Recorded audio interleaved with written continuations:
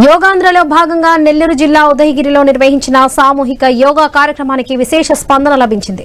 రంగనాయకుల స్వామి ఆలయ ప్రాంగణంలో జరిగిన ఈ కార్యక్రమంలో Udayagiri MLA Kakarla Suresh, in charge collector Karthik, జిల్లా పర్యాటక శాఖ అధికారి ఉషశ్రీ తదితరులు ఉన్నతాధికారులు పాల్గొన్నారు.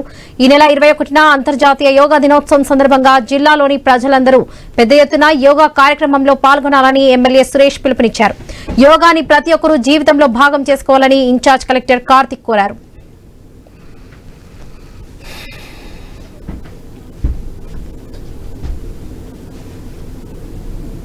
రంగనాయకుల స్వామి ఆలయ ప్రాంగణంలో గుడి లేదు కానీ గుడి చేయాలని మా తపన. రాబోయే 4 ఏళ్లలో దీన్ని మళ్ళా గుడి కింద చేయాలని.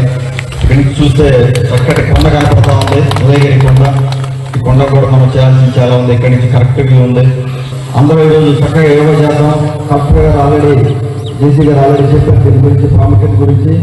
అలాగే మన ప్రధానమంత్రి వర్యులు నరేంద్ర మోడీ గారు 21వ తేదీన వైజాగ్ వస్తున్నారు. అందరినీ కూడా అక్కడ రమ్మంటున్నారు. 21వ తేదీన పెద్ద యోగా డే చేయబోతున్నారు. జూన్ 21న జిల్లా స్థాయిలో మరియు ప్రతి సచివాలయం అంటే ప్రతి గ్రామము వార్డు స్థాయిలో కూడా మనం ఈ యోగాంధ్ర కార్యక్రమాన్ని కండక్ట్ చేస్తున్నాము గ్రాండ్ స్కేల్. సో అందులో కూడా ప్రతి ఒక్కరూ కూడా యాక్టివ్ గా పార్టిసిపేట్ చేయాలి అని మరొకసారి మనవి చేసుకుంటున్నాను.